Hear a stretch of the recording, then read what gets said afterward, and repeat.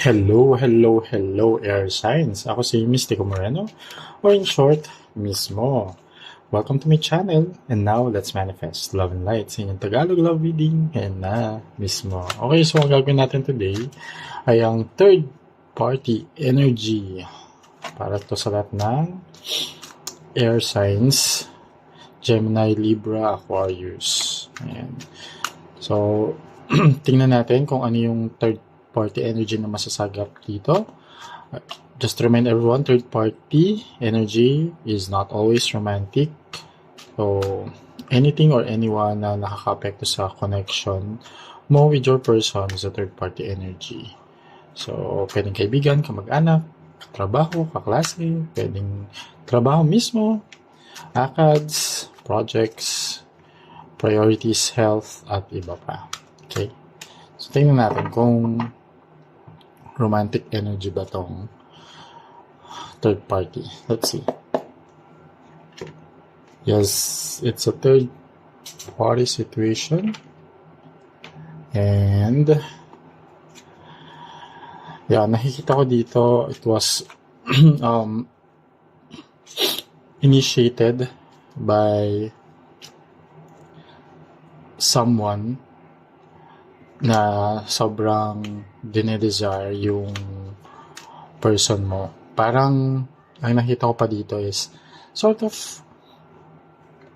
parang love at first sight or instant connection. Parang there was an event that kung saan na-meet nitong person, nitong third party energy, yung person mo.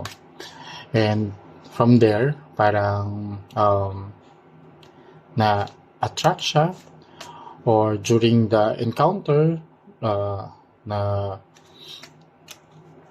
dun siya nagkagusto sa person mo, and itong third party ay gumawa ng mga ways para magkita ulit sila or magkaroon ulit ng encounter, hanggang sa nagkaroon na siya ng more than that. Okay. Okay. So, with the Six of Cups showing up here. Okay, yeah. I mean, that's how they met itong person. Pero, this is a person from the past. Okay. For some, it can be an ex. For some, it can be someone na kilala na ng person nyo in the past. Tapos nagkaroon ulit ng encounter recently. Kaya nagkaroon ng reconnection between this person and your person. So again, for some, it can be an ex. For some, new person pero nanggaling, na kilala na nito, na ito ng person mo from the past. Tapos for a while, walang contact, tapos never na nakita for so many years. Tapos after a long while, biglang pinagtagpo ulit sila ng tadhana. Tapos nagkaroon ng ganitong encounter, and na nag-result sa third party situation. Okay. So, now, tingnan natin, ano ba yung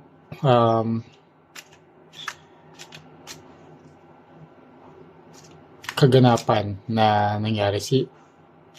Paano nag-lead ito sa isang third party romantic connection? Ano bang ginawa ng person mo? Anong ginawa nitong person?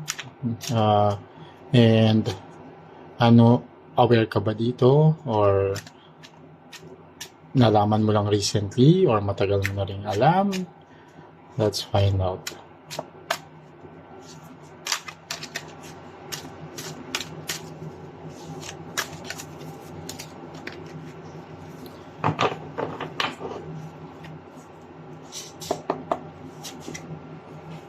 Another ace of coins. Okay. Yan natin yung nakakabit dito.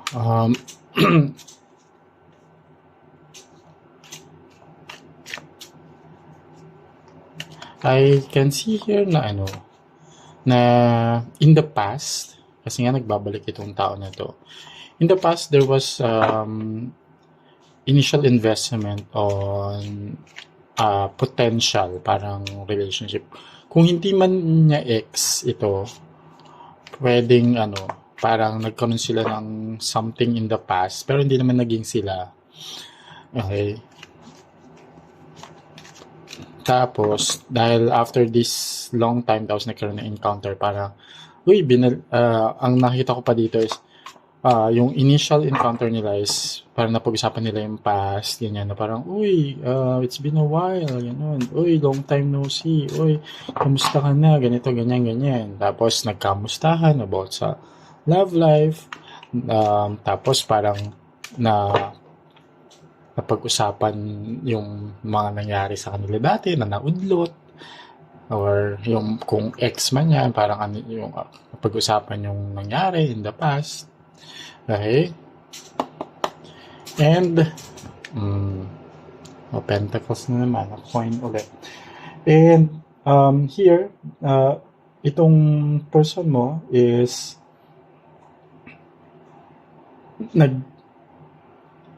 yung medyo may commitment issues din kasi to. I think kahit sa'yo, medyo na-feel mo na parang hindi siya ganun ka-committed sa relationship.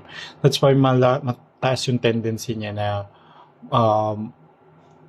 ma-involve with another person or magkaroon ng third-party situation. And here, it's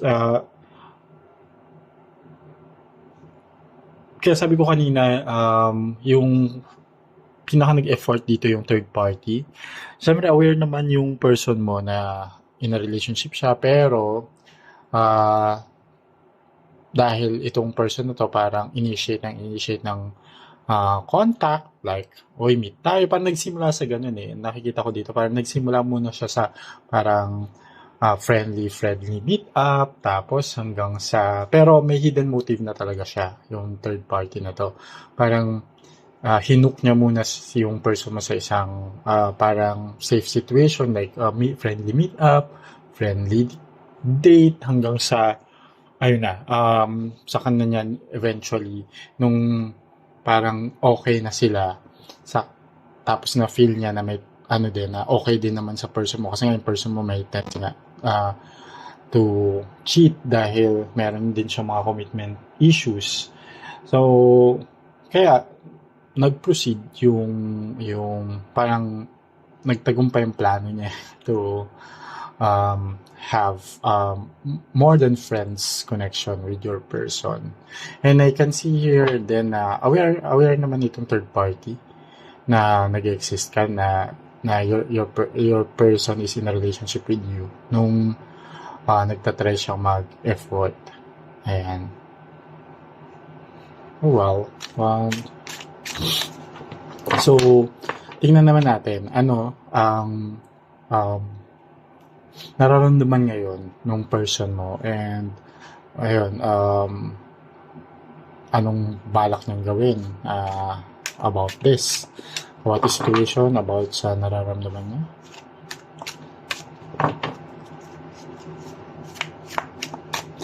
And I can see here na medyo grounded ka.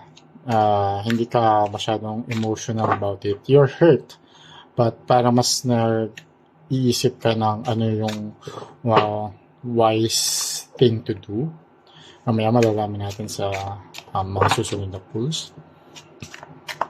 Pero for now, let's tap into the energy of your person. Bakit niya ba ito nagawa? Last.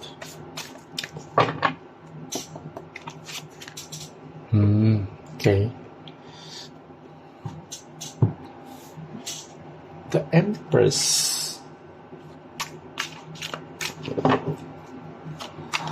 Tingnan muna natin yung compare para mas ma-interpret ko siya kasi what shows up here is energy of care and nurture, pero kanino naka-towards to? But I can see here na ngayon at the moment, parang mas yung attention niya, yung ginagawa niya ay mas towards dun sa third party. Especially, the Empress is number 3. So, nakikita ko dito, mas nakapoint itong nurture and care at the moment na binibigay niya dito sa third party. Pero tingnan natin yung nakakabit. Yeah, see? Ten of Swords. Yeah. Para sa kanya, parang, he or she felt na, nangyari na to, so, aware siya na hindi niyo naalagaan din yung relationship ninyo at parang para sa kanya kung mag-e-end yung relationship or you will decide na tapusin na, parang aware na siya doon and not natanggap na niya pero aware siya sa pagkakamali na ginawa niya. Although itong care na to nga parang ngayon at the moment dahil nga may commitment issues tong person na to, parang at the moment nag-enjoy siya kasi dun sa anong meron siya at yung third party energy. Kaya for now parang hindi niya iniisip na ang goal ko is iwanan itong person at ayusin tong relationship kasi medyo tinanggap na niya na wala na tong connect yung relationship ninyo kasi nga first aware siya na ng cheat siya, second aware din siya na parang nagawa niya yun because parang hindi niya rin na-feel yung connection between the two of you, so kaya mas parang ngayon ine-enjoy niya yung company nung third party. Yan, not good, pero wala, again, you cannot control the choices of other people, di ba? Yung choices mo ang kaya mo i-control. So now, parang anong gagawin mo about it? Mamaya, check natin. Pero for now, tingnan natin ano yung mga pwede nyo pang kaharapin, challenges, ano pa yung mga next ng mga kaganapan between you and your person and the third party. Ano na yung magiging mga ano yung mga events na mag-unfold. Okay? Yan.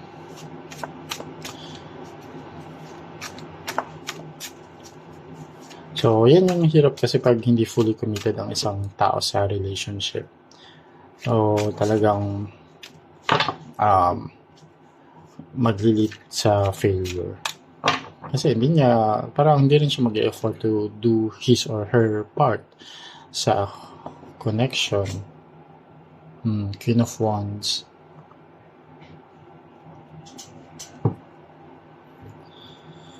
Another Queen. Well, the Empress is a queen-ish. So,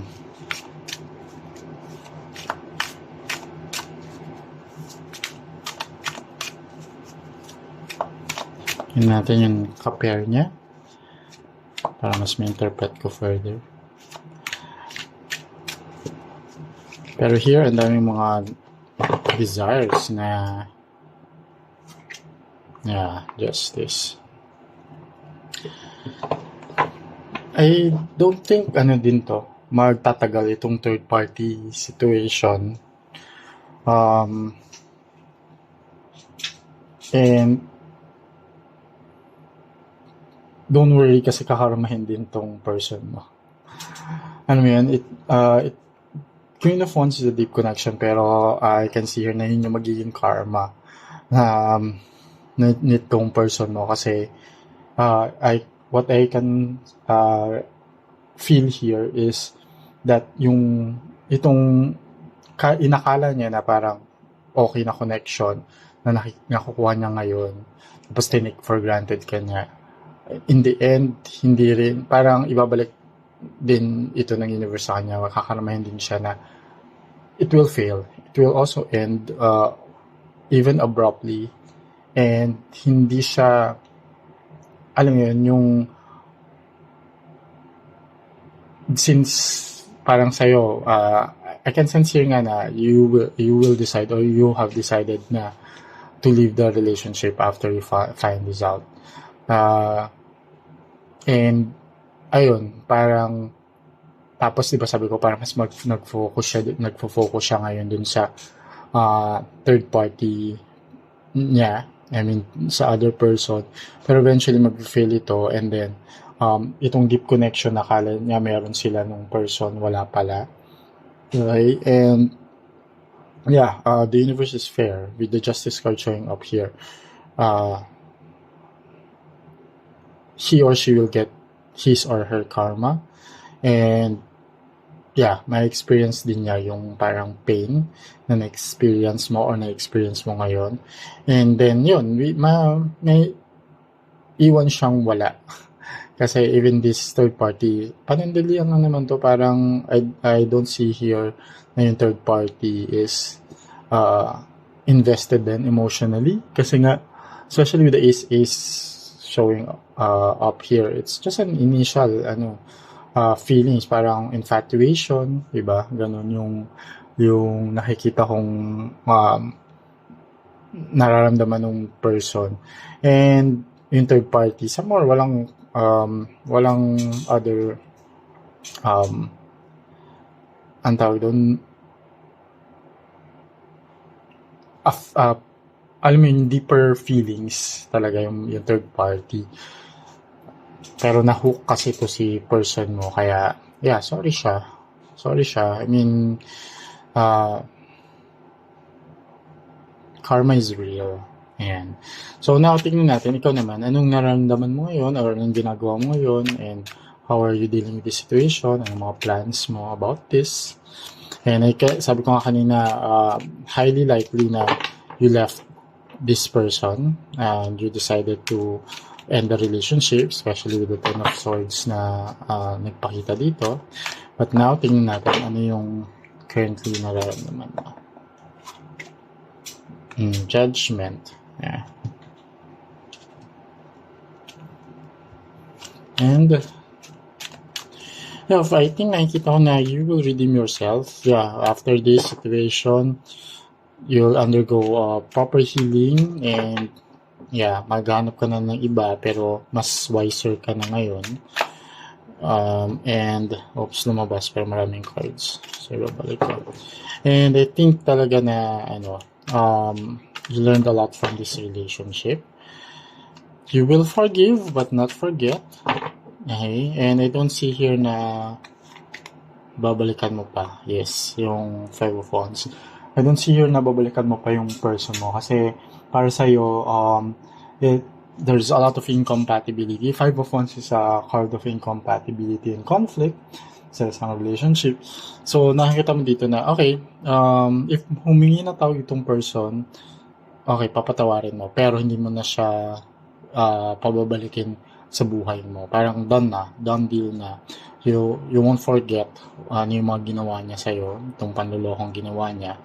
And even kahit wala pa yung panluloko, diba sabi ko kanina may commitment issues tong person, parang hindi siya fully invested, dedicated, and committed sa relationship ninyo. Because there's a lot of issues, and with the Five of Wands nga, ang dami yung incompatibilities na parang naging na lang to, yung third party situation, parang yun na lang yung final huling meet siya na nangyari, kaya totally bye-bye na. Pero before, parang actually nakikita ko dito, pinag-iisipan mo na rin talaga na iwan or tapusin na yung relationship. Okay, so now let's see naman ano yung final message ni universe, how you should move forward, and advice. Ayun, tumalon. May tumalon na card. Gusto nyo pakita. Four of Cups. Yeah.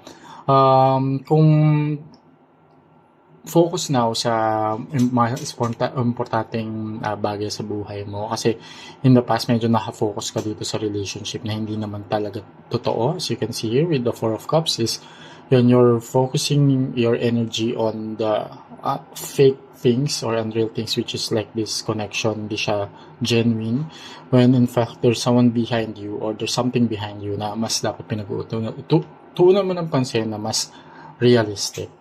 Okay, and so yan, focus on your healing and kaya mo yan. For now, dapat din ka sa priorities mo rin in life and priorities mo sa relationship. And here with the Four of Cups, I can see here na talagang it's time to detach emotionally din from this person. Okay, so sana nakatulong itong reading na to. If you're in this situation, ayun, sana nabigyan ko kayo ng guidance and insights. I would like to remind everyone that this is a general and collective love reading, so it may or may not resonate with all of you. Take whatever resonates, leave the rest behind. Okay, and yeah, kung nag-resonate itong reading na to, but always use it with discernment, at nakag-connect kayo sa akin at sa mga readings ko, sana supportan nyo po by liking, sharing, subscribing, and yeah, para mapasama din kayo sa collective. Okay, kita-kits na lang sa susunod ko pang love reading dito sa akin channel. Ako si Mystico Moreno, or in short, Miss Mo. Ingat!